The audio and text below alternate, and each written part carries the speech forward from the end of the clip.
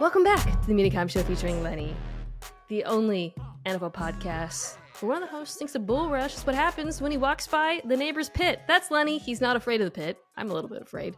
I'm Mina Kimes, and I am so happy to be joined today. We are trying to predict the top 10 defenses in the NFL by a first-time guest, longtime friend. Well, not that long, but I've known you for a little bit. 11-year NFL veteran, one of the hosts of Canty and Carlin, Chris Canty. Welcome to the show.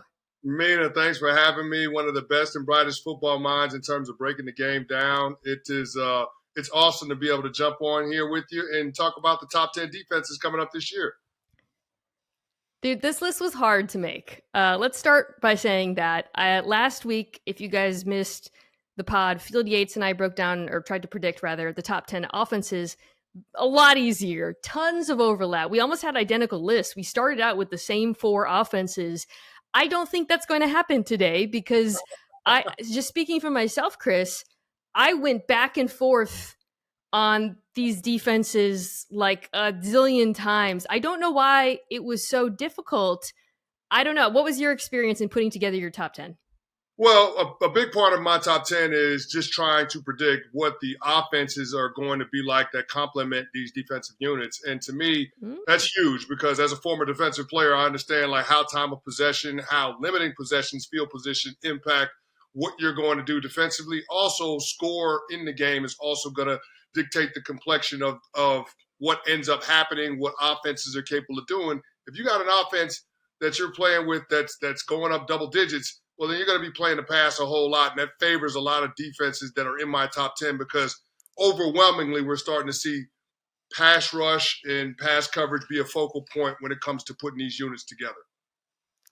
Oh, 1,000%. That's going to come up a lot. There's definitely a theme with my list in terms of coverage. And also, I think a theme where, to your point, a few of them are odd teams where I expect the offenses to improve this year and for the defenses to benefit from that.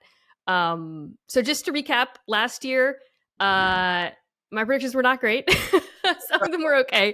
But I hold myself accountable on the show. I'll read them really quickly.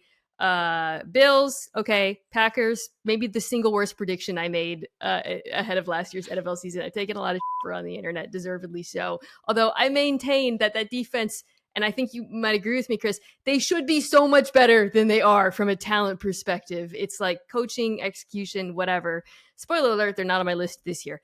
Bucks, some injuries. Saints, good. Niners, good. Broncos, good. Rams, some injuries. Eagles, good. Dolphins, we'll talk about in depth.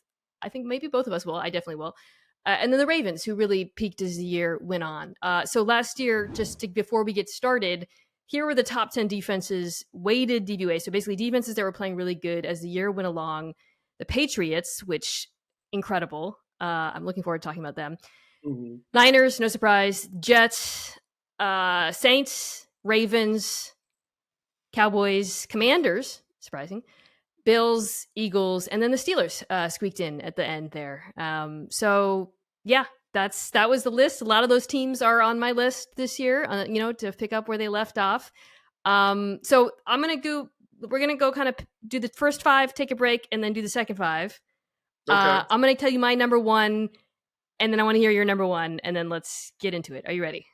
I'm ready. Let's do it. Okay. So let me start by saying I viewed there being as a clear 1-2.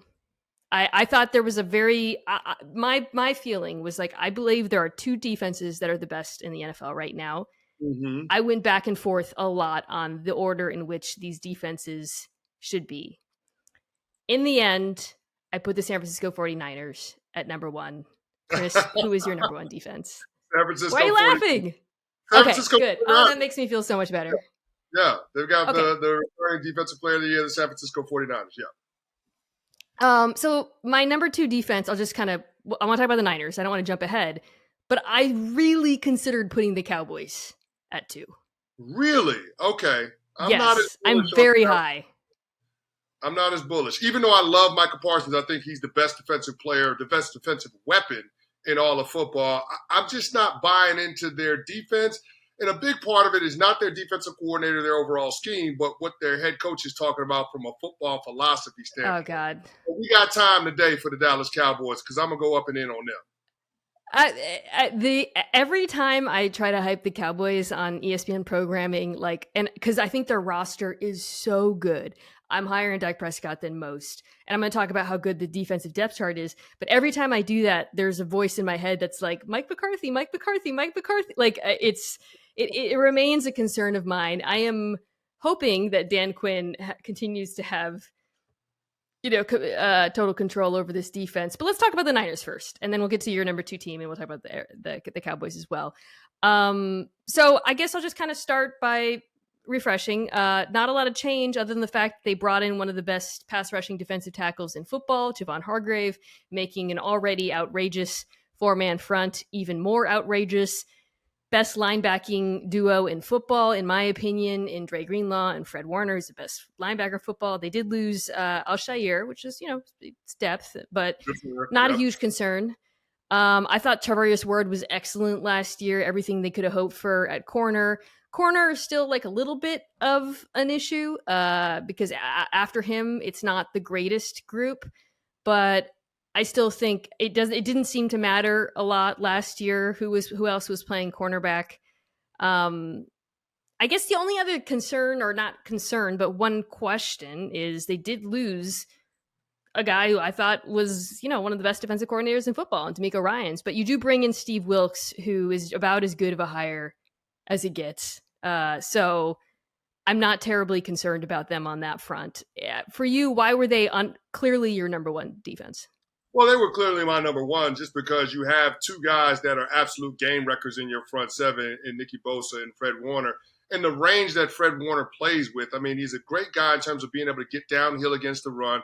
He can go from sideline to sideline, but he also has the athleticism and the skill set to run the deep middle if you want to play Tampa 2, split safety coverages, all of those different things. So I just think there's a tremendous amount of versatility that he gives you for an off-the-ball linebacker. And then you talked about the defensive front. I love the idea of bringing in Hargrave as a chance to offset the bust that was Javon Kinlaw, former first-round draft pick, that didn't pan out. I guess my concern would be a complementary rusher opposite of Nicky Bosa. I mean, they did lose some depth when it came to edge pass rush, some guys that left in free agency. So we'll see what happens, whether or not Drake Jackson can develop. That will be my area of biggest concern, not the secondary. But on the whole, this is a unit that's played together for a really long time, and I think that there's a lot of upside when it comes to some of their key cogs. Yeah, the depth on the defensive line is always funny because I think I coined it Chris Kosurik's school for wayward boys, because it's like they'll pick up any veteran and then they have an 8-sack season. It doesn't seem to matter. And the one that caught my eye was they signed Cleveland Ferrell, which totally flew under the radar. Yes, on any other team, I don't think I would care, but watch him just dominate on the Niners defensive line, because that just seems to happen constantly.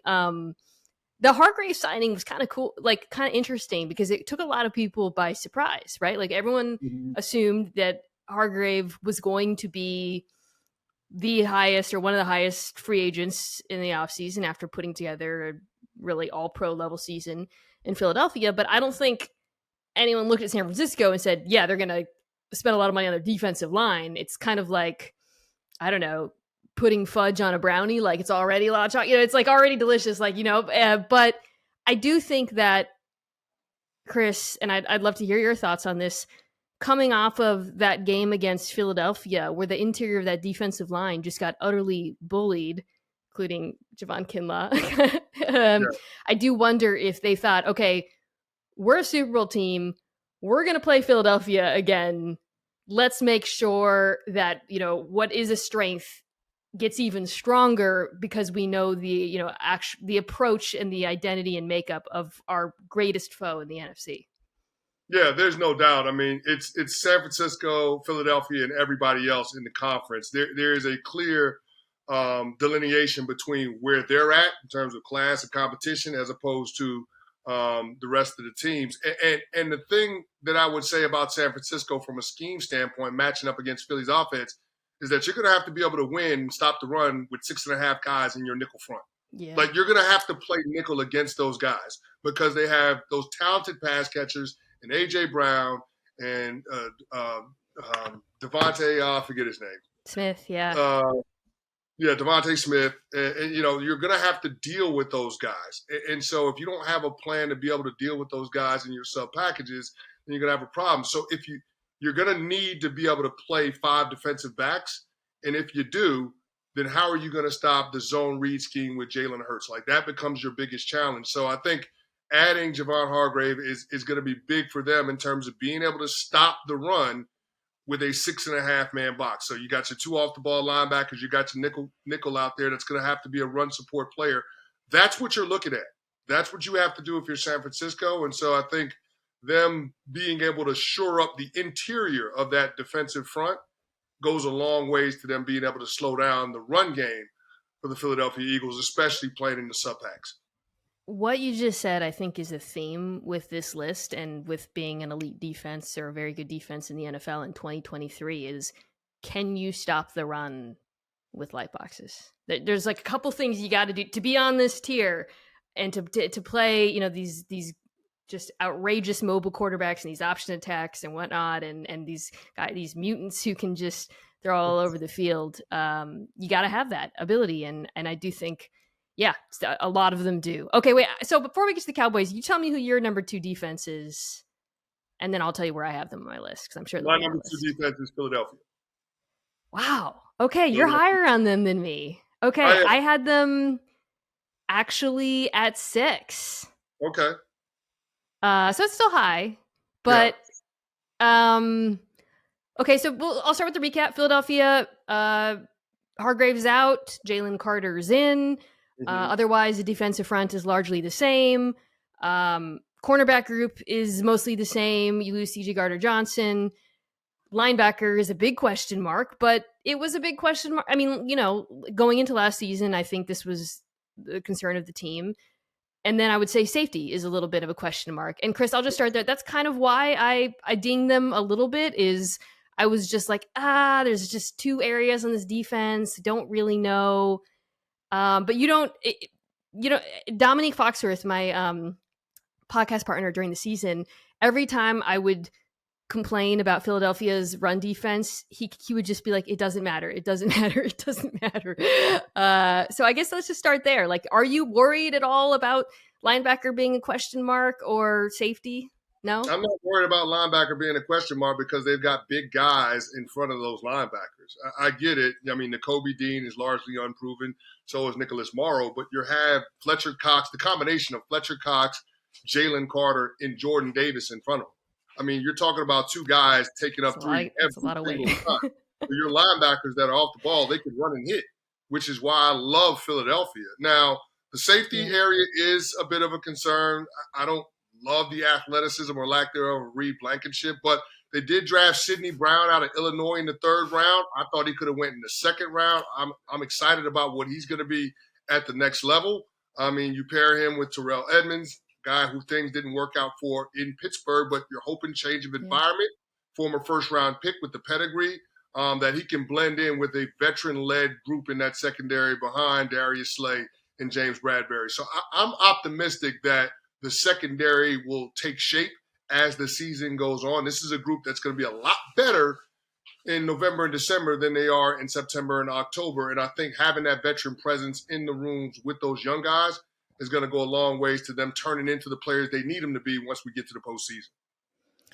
So Eagles fans hated their defensive coordinator.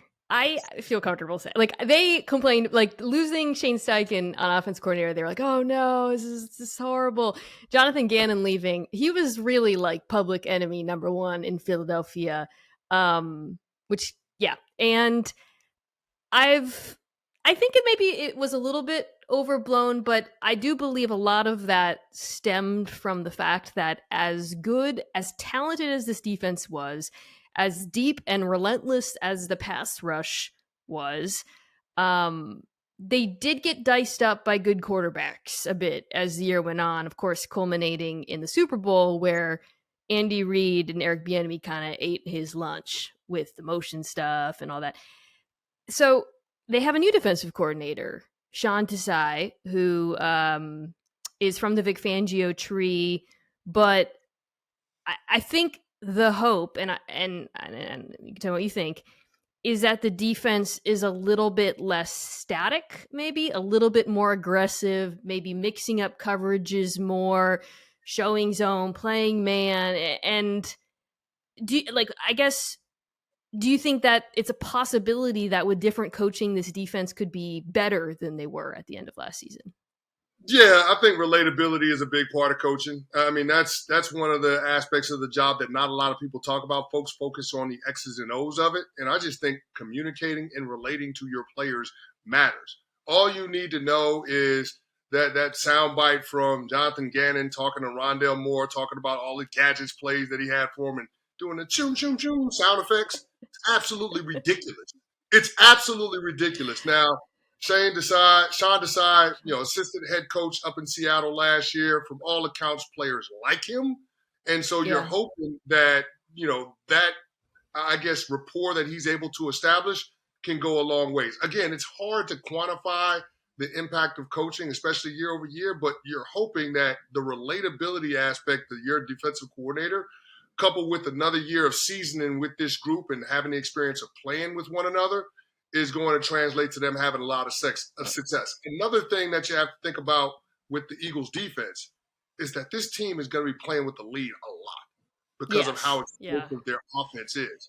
So again, you look at the team that led the league in first half scoring last year, you got to imagine playing the pass a lot, allowing those front guys to tee off, and they're 8 deep in that group. I got to believe that it's going to lead to really good things in that defense putting up really good numbers. Which takes us back to Dominique's point. Does it matter if Nakobe Dean can tackle? I'm with you. I had the Eagles offense very high, right? 2. So they will be playing. I do believe they'll be playing with a lot of leads. And, Desai, I talked to some Seahawks players about him. They all described him as a great teacher.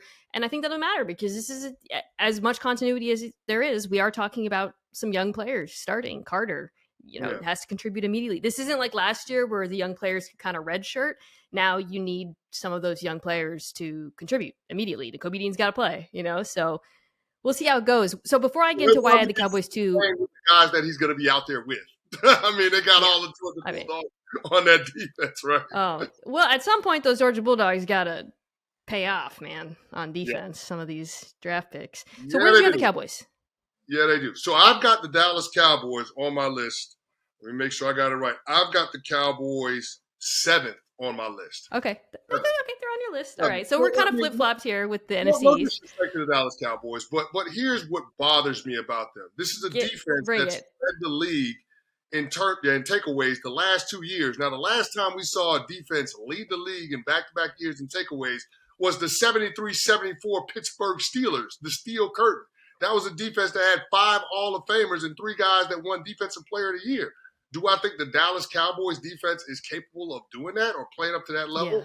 I don't, and you're honestly going to need them to if the quarterback is going to continue to turn the ball over at the rate that we've seen. I don't think he will.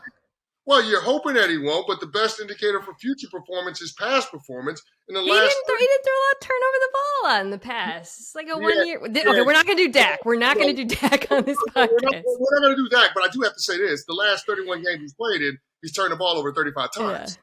So that's not fair. So let's hit your point about turnovers, though, because that's a really good point, because typically when a defense is too dependent on turnovers, that does not bode well for the next season. Yeah. And in fact, Chris, it's actually why last year I was like, this Cowboys defense too dependent on turnovers. Trevon Diggs actually wasn't that great in coverage year 1. He's just getting a lot of picks.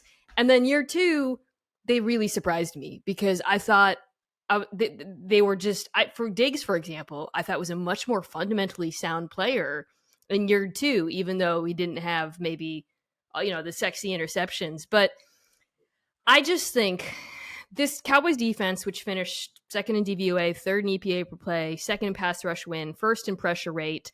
The difference, I was curious about this. between them and the number 2 team in pressure rate was the difference between the number 2 and the number 12 team. And they were so good without blitzing. They're just the roster's so good. So like up front, Micah Parsons, you allude to, incredible, still a burgeoning player who like became a pass rusher 2 years ago. But I think he's so good that we actually kind of sleep on DeMarcus Lawrence's continued excellence. And he's so good against the run. He's such a complete edge player, not just a rusher. They did what I wanted. They got a run stuffing defensive tackle. We'll see, how it goes with Monty Smith. Linebacker, bit of a question mark. LV bounced back a little bit, but he's not one of the better linebackers in the NFL. But behind them, I just really like this secondary. I loved the trade for Stephon Gilmore. I thought it was such a low-risk trade for a player who really fits what they do, which is play a ton of man coverage. So now suddenly you're looking at this group and they're pretty deep, honestly, with him, Diggs. Behind them, they have young players. I thought Duron Bland showed some great stuff at the end of the year. And one of my favorite things about this Cowboys defense, and this goes to what you were talking about pass rush and coverage, last year, I think they really hit on something with all the dime personnel they were using. They were in dime personnel, fourth most of any team. The team that was the most, we'll talk about in a second. And when they did have 3 safeties on the field, they averaged negative 0.22 EPA per play, which is crazy. A QBR of 29. They were awesome. I just so remember down the stretch seeing, Jaron Kearse in the box, Donovan Wilson, Mukuamu, like these players I hadn't heard of. And I really think it gives them such unique flexibility from a coverage standpoint against some of these offenses that are going to come out throwing all over the yard. Well, it does, but that's the part that worries me when it comes to Mike McCarthy. Will he lean into that? Because remember, he fired offensive coordinator Kellen Moore because he said their offensive coordinator was trying to light up the scoreboard, and he wants to run the ball more to protect his defense and let them take a break. Well, over the last 2 years, the Dallas Cowboys have the best win percentage in all of football when having a lead at any point in the game. At any point in the game. You got rid of the offensive coordinator, and your team had the best winning percentage when having a lead at any point in the game. It's absolutely asinine that Mike McCarthy would make that decision. And so if you're going to play closer contested games because you're running the football more, that actually, take some bullets out of your gun when it comes to what your defense does the best, which is rush the quarterback. So I don't love the direction that Mike McCarthy seemingly wants to take the offense because he's not leaning into his best players, which are on the defensive side of the ball. My hope is that Mike McCarthy recognizes that this team was lucky to keep Dan Quinn because the job that dude has done, and I've talked a lot about how just like he's impressed me so much over the last 2 years. The way he's evolved, Chris, from his Seattle and Atlanta days as a play caller. This defense looks so different from the defenses he called back in Seattle and in Atlanta. So, I would be a little bit more worried if it was someone other than Dan Quinn at the helm, but that dude is running the show in Dallas, and I think he's like, what is your feeling about Quinn as a coordinator? I love Dan Quinn. I love what he does. I think he's better in the coordinator role than the head coaching role. But, the way he's been able to transform this defense and getting these guys to buy in on focusing on takeaways, it's just a tremendous job. To think about this Cowboys defense where they're at now as opposed to 3 years ago. I remember that Cleveland Browns game where the Browns ran the ball for 300 yards. Like that's not what this Cowboys defense is anymore. They focus on negative plays. They take the ball away, and you got Michael Parsons that's just out there flying around.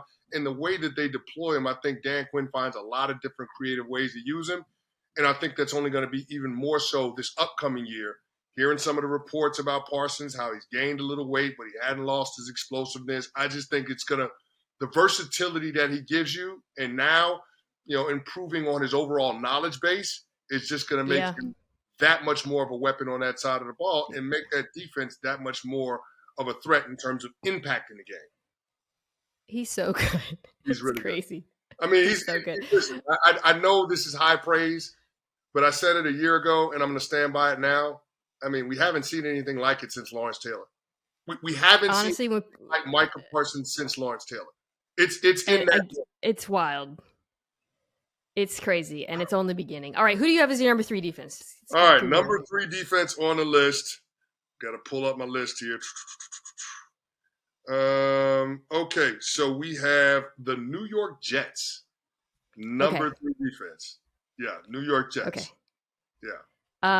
So I have the Jets at 5, and I could have had them at 3. Basically, my 3, 4, 5, I kept switching a million times. Okay. But I totally having them at 3 makes a ton of sense. So, I mean, I think we should start by acknowledging the thing you said at the very beginning about offenses. So last year, the defense had the second worst, to the Cardinals, starting field position of any defense in the entire NFL.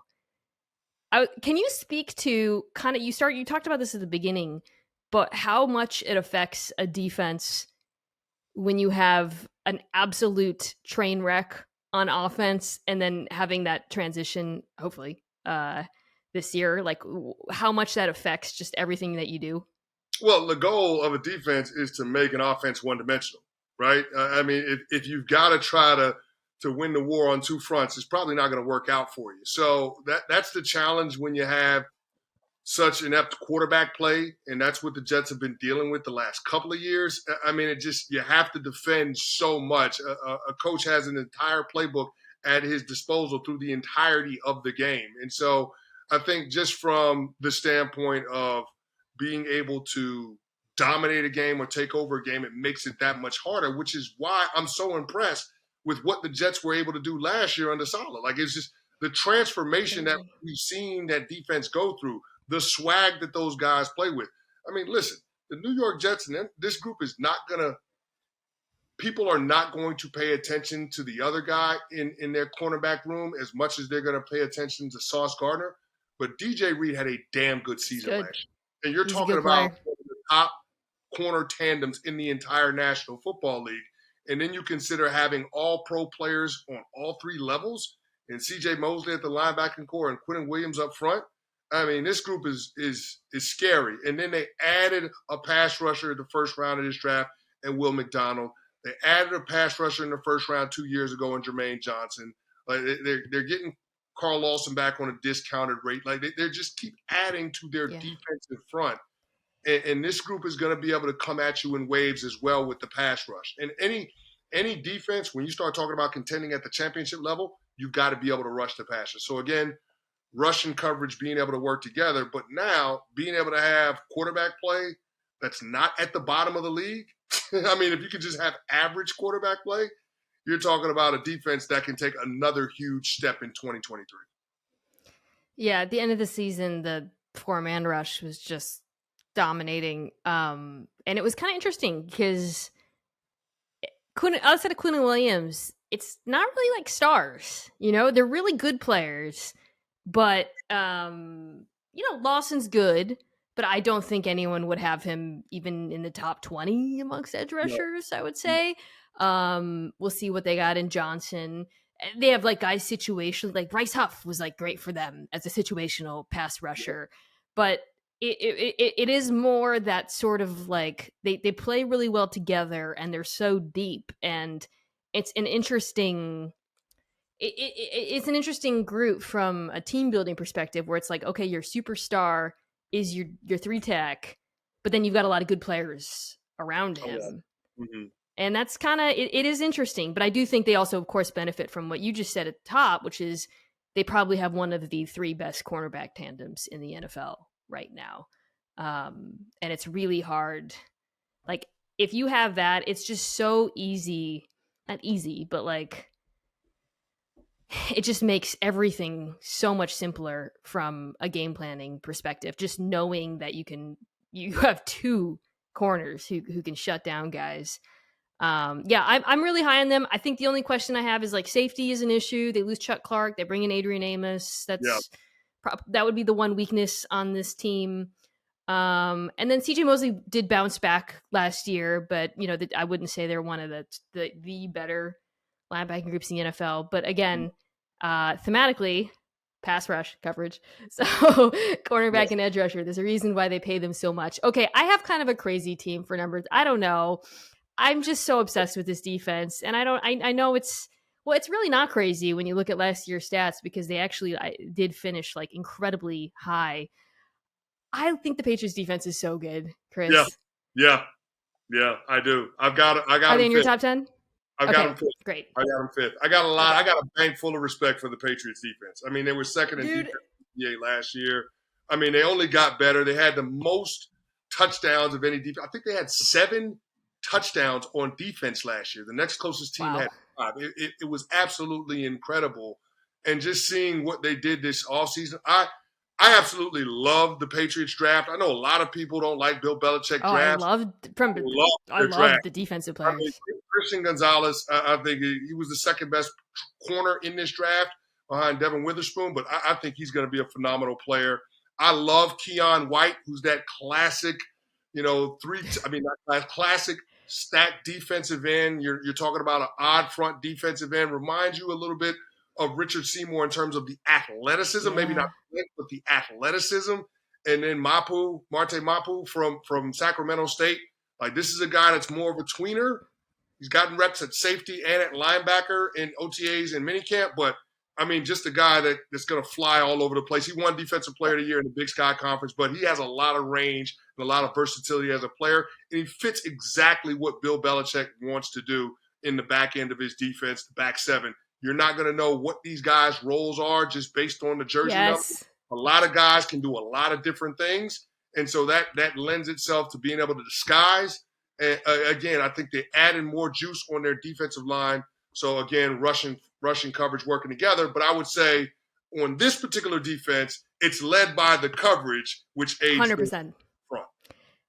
You are speaking my love language when you talk about these tweeners and how you never know what's happening. I said this on NFL Live, and I was like, it might be a little bit much, but I compared them to the Niners on offense in a way where there's like 4 or 5. There are safeties, I guess, or linebackers, but who the hell knows? Like, they might be blitzing. They might be playing in the box. They might be playing in the post. They have so many of these dudes who are – defenses always talk about how they want to be multiple, but the Patriots are, like, living it and building it in a way that I think is so modern and allows them to dictate to offenses rather than being reactive. And it's so cool. I mean, they play the most dime of any team in the NFL, a lot. 28%. That's so much. Kyle Duggar might be my favorite player in the NFL, to be honest, just because I just love watching that dude play. But so everything coming out of camp, I wasn't there, about Mapu is that they got another one who flies around. Gonzalez, they needed size at corner. That was the one thing I thought was a kind of an issue for them at times last year, a guy who can actually cover big number ones. And I loved him as a prospect. I don't know. I think Jack Jones going through what he's going through on the legal front. Yes. Christian Gonzalez is even more important because you're talking about Jones maybe not being available at the start of the season because of a violation of personal conduct policy. So we'll see. And by the way, one more thing on the Pats defense, to the point you made, this is one of the teams where I'm like, if the offense is just average, they're not going to be in as awful situations as they were last year. It should be average because they actually have a real offensive coordinator this year and not a defensive coordinator masquerading as one. Yeah. I think they will. I do. I don't think they're going to be great, but I do think that it can't be worse, right? Okay, so we both have one more team in the top 5. This is my number 4 team. I think we heard your 1, 2, 3. So would this be your 4 team or? Yeah, this next one is my 4 team. Yeah. Okay. Yes. I've got the Baltimore Ravens. Okay, they're on my list later. So far we've had all teams that are on each other's list. They're just in different orders. Mm-hmm. I am so excited to hear you talk about this Ravens defense because I never shut up about them at the end of last season. I feel like I talk about their games against Joe Burrow like so much it should be illegal. So you please tell us why you're high on this Ravens defense. And I would also love to hear what you saw from them last year that made you optimistic. Well, I mean, what we saw in the second half after they traded for Roquan Swift. I mean, through the first 8 weeks of the season, you're talking about a defense that was 20th in points allowed and 24th in yards. After they made the trade for Roquan, since week 9, they were second in points allowed and third in total yards. So, I mean, you see the transformation there. And you're talking about a lot of those games with Roquan Smith being played without Lamar Jackson at quarterback. So really having no cushion, no margin for error, and yet that defense showed up and continued to deliver. Hell, they gave the Cincinnati Bengals all they wanted in that playoff game. I mean, you're talking about a turnover in the red zone away from the Ravens being able to pull off an upset against the Cincinnati Bengals, a team that was back in the AFC Championship game this year. So I really love what the Baltimore Ravens are doing on the defensive side of the ball. If I were to point to one area of concern, I would say depth at the cornerback spot.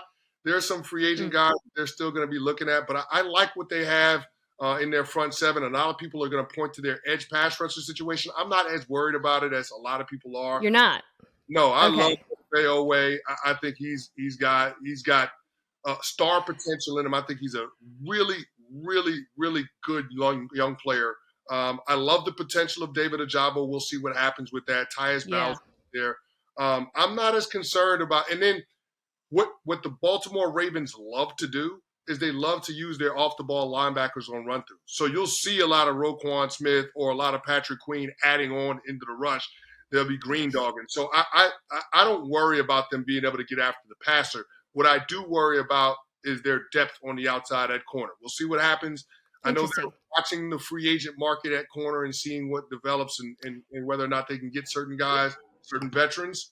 But I like the Baltimore Ravens defense a whole lot. I think they're going to take that next step and get back to playing defense the way that folks know Baltimore Ravens typically like to do.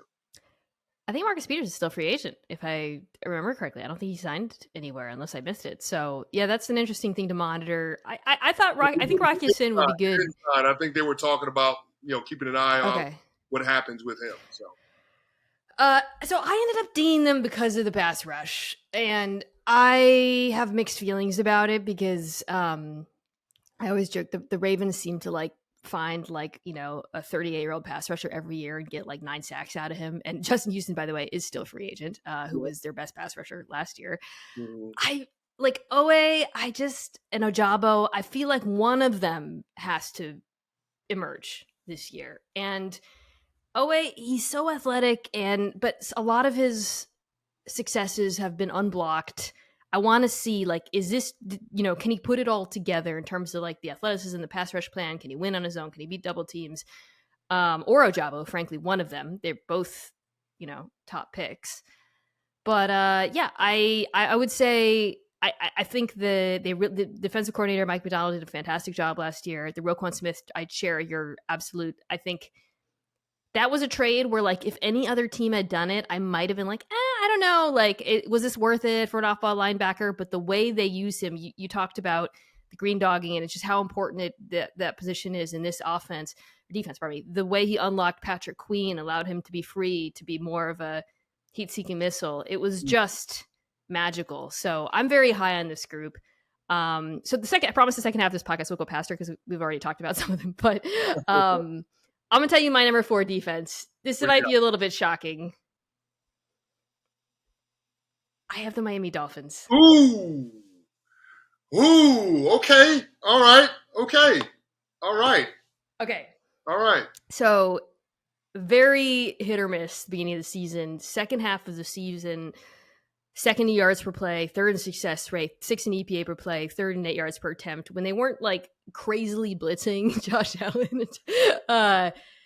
they were actually they I think they fixed a lot of their problems as the year went on. But for me, this is all about the changes that are. It's actually, let me rephrase that. It's not just about the changes, because it's one thing to bring in Vic Fangio and everyone's yeah, Vic Fangio, he's really good. Okay, fine. But a defensive play caller is nothing unless he has the personnel to execute his philosophy. And Chris, I just think the pieces they have are so perfect for a Vic Fangio defense, and were miscast, frankly, before some of them. In my mind, it just makes sense. Not just the guys they've added, Jalen Ramsey, who we've seen play in this kind of defense before. David Long, the linebacker out of Tennessee, I think also makes a ton of sense. But the guys who are already on their roster. So what do we know about Vic's defenses? Light boxes, which we talked about. You're going to see a lot more split safety, less blitzing. So the thing you need starting up front to, as we talked about at the beginning, actually execute this sort of light box philosophy is you need defensive tackles who can control more than one gap. Christian Wilkins, let me tell you, I feel like ESPN has that run stop win rate, which is basically, do you beat the blocker, do you push the runner back or whatever. Christian Wilkins first amongst all defensive tackles. Zach Sealer, very underrated defensive tackle, 23rd. So they have two top dudes in run defense already on this team. So to me, when I think about Vic Fangio coming in, I'm like, absolutely, they can execute what he has. And then I think Jalen Phillips is like on the verge of becoming a star. Cornerback group's really good. I mean, what is not to love about this Dolphins defense? No, there's a lot to love, and that's why I have them in my top 10 too. Okay. I actually think I do have them 10th. But they're in. Throw my thunder a little bit with one of the guys that's unheralded and a lot of people aren't going to pay attention to him. It's Zach Sealer. I mean, the guy is an absolute animal. He had 70 really tackles last year. For an interior defensive lineman to have 70 tackles, that dude is getting busy. Folks want to focus on the sack numbers because he only had 3 sacks. Maybe he's not that much of a difference maker. No, look at it. Tackles for loss is always up there. Quarterback hits is always up there. Not to mention he's going to get a lot of stops at the line of scrimmage in the run game. They got the guys to get after the quarterback. I mean, Christian Wilkins gives you a little bit of wiggle as a defensive tackle. But, you know, when you have Bradley Chubb and a guy that you mentioned, Jalen Phillips, who I think is another one of those young pass rushers that has star potential. Like, I just think that this Dolphins defense is absolutely ready to ascend. And another guy that I really love that I'm surprised more people don't talk about him is Javon Holland. I think he's a fantastic young safety. And this is a guy that is going to be Pro Bowl, All-Pro moving forward in his career. Like, he's just that good. For folks that haven't seen him, trust me, this guy is going to jump out at you when you watch Dolphins games this year. He's unbelievable. I don't have a lot of questions about this Dolphins defense. I think they're going to be good. The only question is, for me, can Vic Fangio implement that scheme? Can they figure that out and hit the ground running? But then, is the offense going to hold up its end of the bargain with this defense? Because I do worry about the questions around the quarterback's health and how that could potentially impact the give-a-damn meter for the guys on the defensive side of the ball. Like, if you don't have a quarterback, you can't win in this league. And we've seen that Tua has been prone to injury. If your quarterback takes a significant blow or is out an extended period of time, I worry about the other side of the ball throwing in the towel. I've been in that situation. I know those vibes in those locker rooms. And so that's the biggest concern I have about this defense, oddly enough. It's not on their defense. It's on their offense. If he's healthy, though, this team is really good. They're really good. All right, let's take a quick break.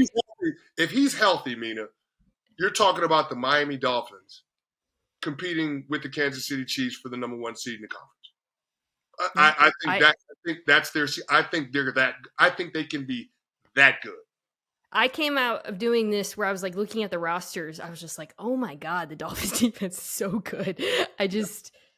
I'm excited to watch them. All right, let's take a quick break. We got a few more defenses that we haven't gotten to. Some of them are already on our list, and we'll wrap it up.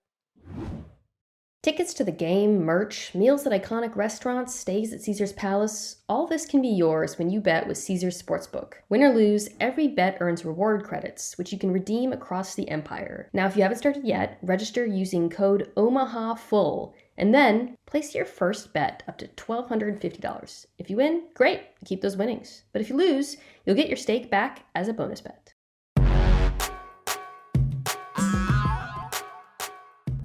Okay, we're back. So I had the Eagles at 6. We already talked about them. Who did you have at 6? Buffalo. I have Buffalo at 7, so it's perfect. I've got Buffalo at 6. I mean, Can we just take a moment for the AFC East, though? Yo. Yeah. We've mentioned all of the defenses in the AFC East already, and we're at 6. It is a hellscape. Yeah. It's and I honestly, Chris, I kept changing the orders. I was like putting the Jets first, the Patriots first, the Dolphins. Like I was just whatever. Okay, so we both have the Buffalo Bills around the same spot. Why don't you start by saying why? Because this is a defense that was very banged up last year, but still finished with very good numbers. No, they finished with outstanding numbers, and just beyond the total points and total yards allowed, which they were in the top 6 in both of them respectively. I just looked at the regular season that they were able to put together. They lost 3 games this year in the regular season by a total of 8 points combined. By 8 points, that's absolutely insane. And when you consider the fact that their quarterback turned the ball over 23 times in 17 games, with all of the injuries that they had, that defense was still playing lights out. And that's a tribute to Sean McDermott, their head coach, like getting those guys. And Leslie Frazier, too. I don't want to discount him, but the identity that he's been able to forge with that defense, being down 2 team leaders in those top 2 safeties and still finding a way to push through that, being able to overcome the adversity and the DeMar Hamlin situation, all the emotions around that. Like, this team has found a way to be able to lean on their defensive identity. And I love some of the young pieces that they have up front in that defense. Like, I love Greg Rousseau. Again, another one of those young pass rushers that's going to be really, really good. We'll see what happens. They re-signed Ed Oliver. I like him as a player. Don't love, but like. And then, and Matt Milano, of course, is an all-pro off-the-ball linebacker in the middle of their defense. Like, they have a really good defense. Teron Johnson's a great nickelback corner. Kyer Elam is another one of those guys that they hit on in that secondary. Tre'Davious White being healthy at the start of the year and a full year removed from that injury. I just think that they have all the ingredients to be a really, really potent defense. I don't think they have the same ceiling as some of the other defenses that we mentioned, but you're talking about their floor being probably higher than a lot of the defenses that we've already mentioned. I think it's a really good way to think about them in terms of floor ceiling, because they're just so stable, right? And they're so they're like just, and this was what you saw last year. They're just such a solid group. They don't blitz a lot. It's a very cover 2. They play a lot of cover 2. They're kind of like a we do what we do defense, for better or worse. I do think that where that ceiling ends up probably depends on what Von Miller looks like coming back from injury. I prefer pressure rate to sack rate. Von Miller had the 4th highest pressure rate in the NFL last year before he went down. Losing him was devastating to that. I like Rousseau, but the 4-man rush without Von Miller just was not the same. And they've got a bunch, they still have young guys, Basham, Epinesa, whatever.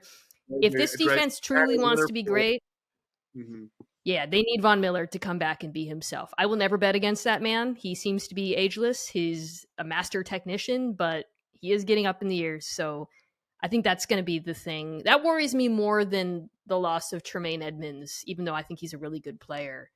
I'd say Von Miller's health is like a bigger question mark for me with this team. I would agree with that. And that's partly why I loved the fact that they went out and signed Leonard Floyd. Is Leonard Floyd Von Miller? No. But Leonard Floyd can kind of help them bridge the gap in terms of another veteran that knows how to win one-on-ones and can put pressure on the quarterback, has won a championship, understands what that's about. The team has championship aspirations. I like Leonard Floyd kind of bridging the gap in that first 4 to 6 games of the season until Von Miller is back on the field for the Bills. So, again, I think they're throwing bodies at the Von Miller problem, which is a good way for them to try to approach it. But I think they'll end up being fine when it comes to pass rush, especially when it matters in December and on into January.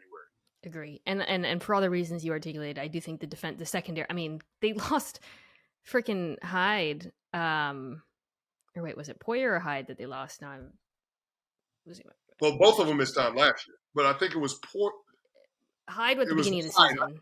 Yeah. The beginning of the season. It was, and then White, it's amazing how good they were despite losing. Like, they were so injured on defense and kept at it. Okay, so I had them 7. You had them 6. I think 7, you had a team that we already discussed. One of the teams. Yeah, I had the Cowboys at 7.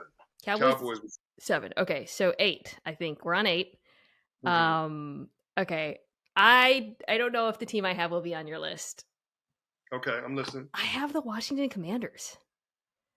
This So might be I the have first them one. ninth. Interestingly enough, I have them ninth. Okay, Yeah. wow. Okay, so there actually is a lot of crossover on our list. Okay, good. Okay, so I want to start by saying the Commanders, like, I feel like nobody talked about the unbelievable turnaround they had on defense last year.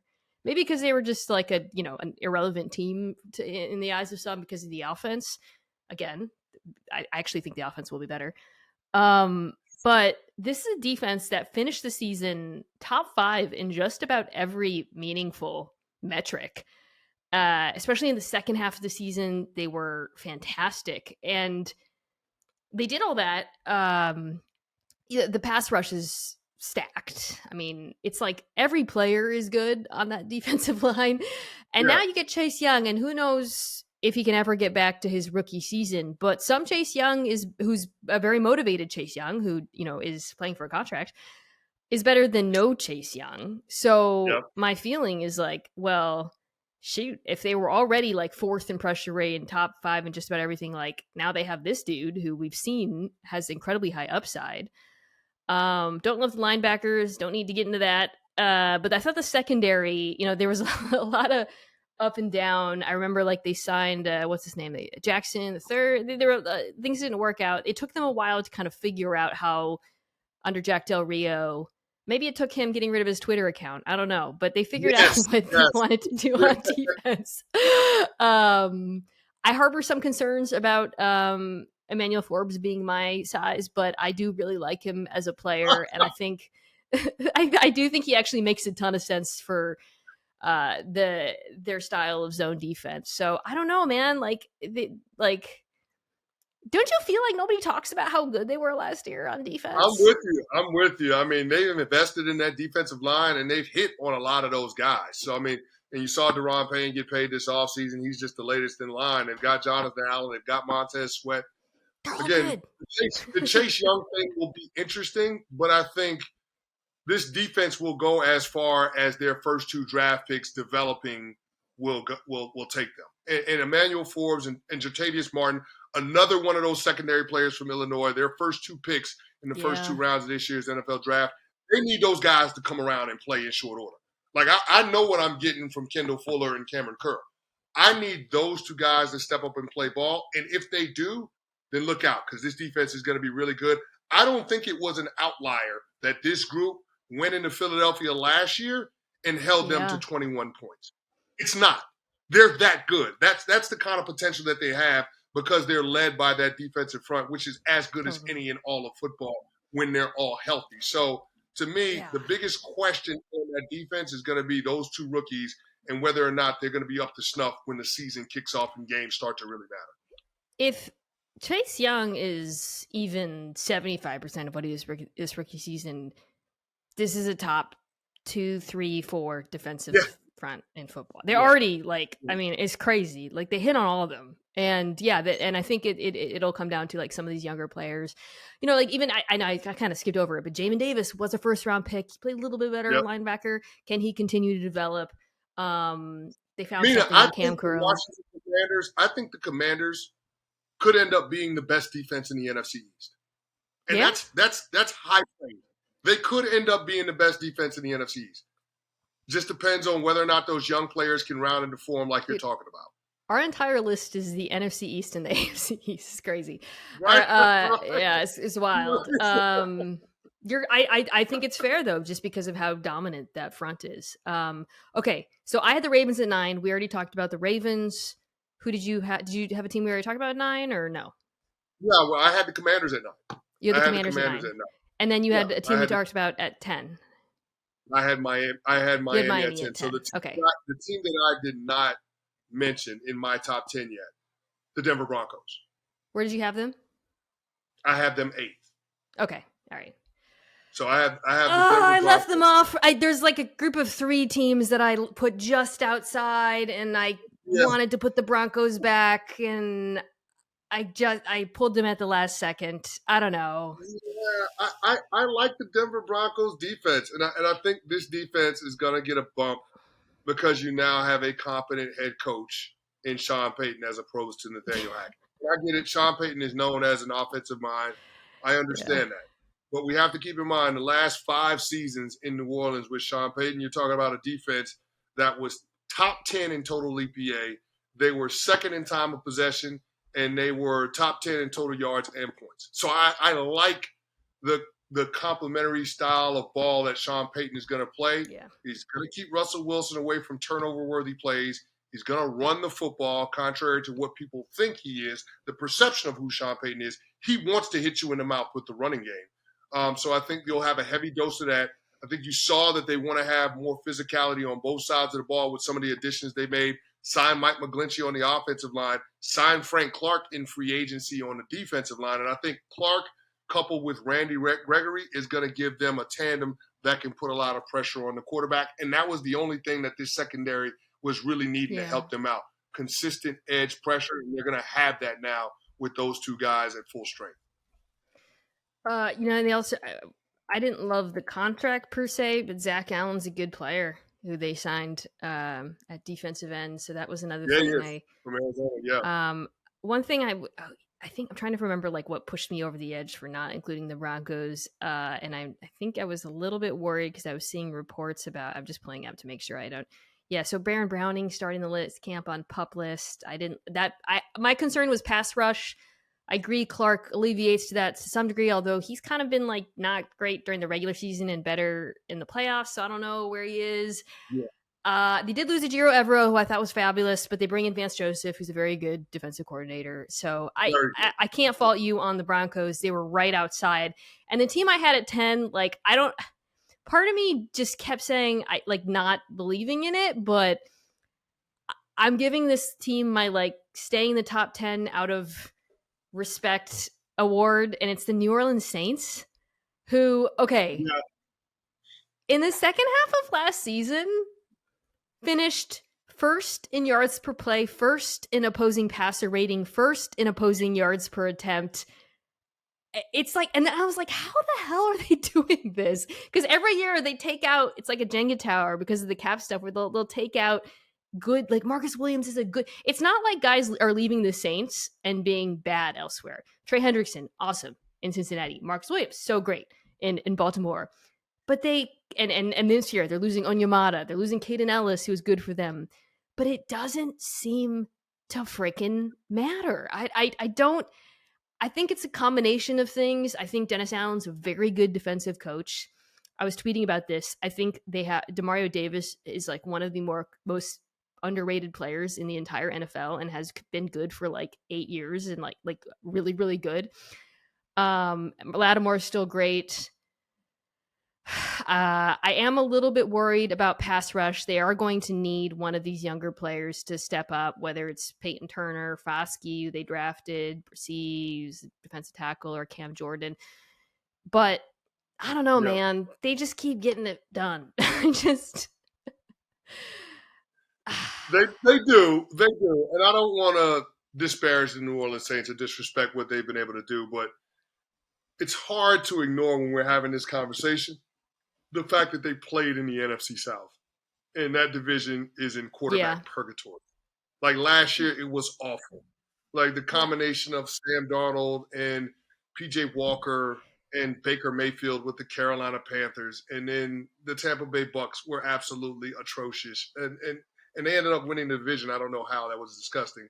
But then you also looked at the Atlanta Falcons and what they were doing at quarterback. It was such a low bar to clear when it came to quarterback play in that division. And that's why I had trouble giving them the nod. Even if you look at some of the opponents that they played outside of the division in the second half of last season. I mean, the Los Angeles Rams, they were doing the game that turned me, Chris, because I rewatched it for reasons that have nothing to do with the Saints. The Niners, because that Niners offense, after they traded for Christian McCaffrey, was an absolute buzzsaw.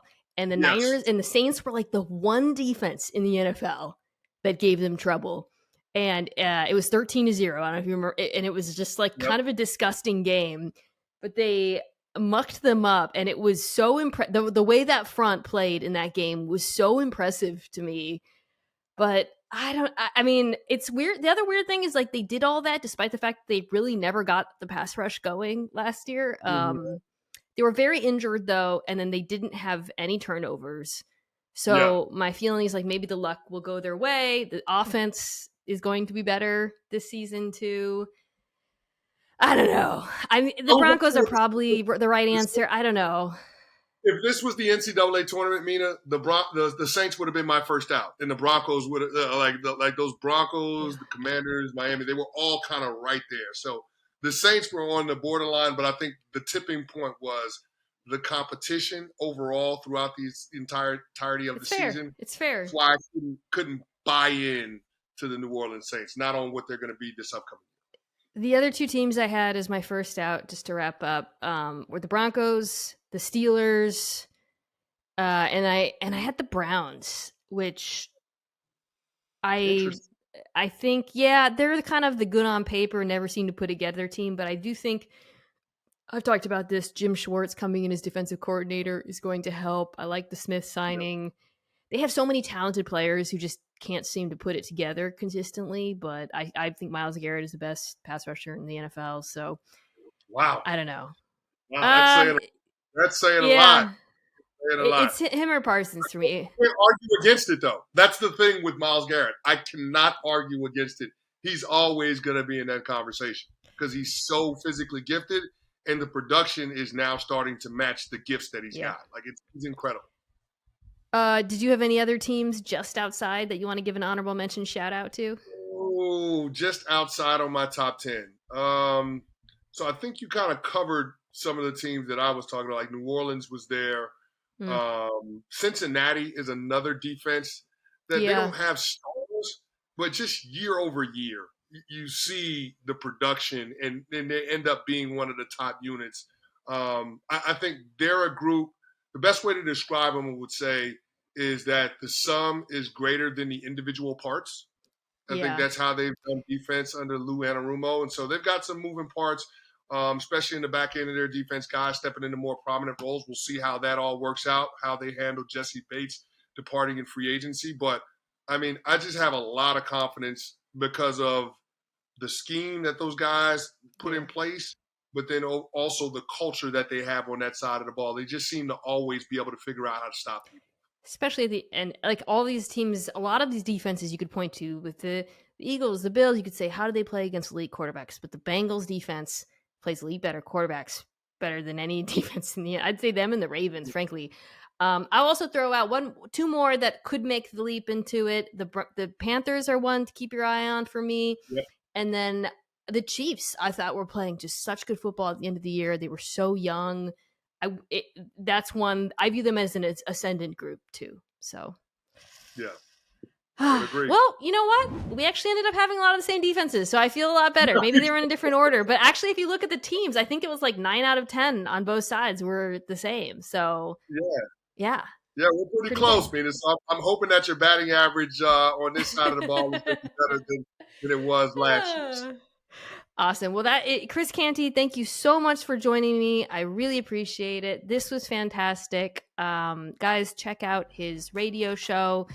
Sometimes I come on too, so you can check out me on it. And of course, check out Chris on ESPN on all of our shows. Thanks so much, bud. Thanks, Mina.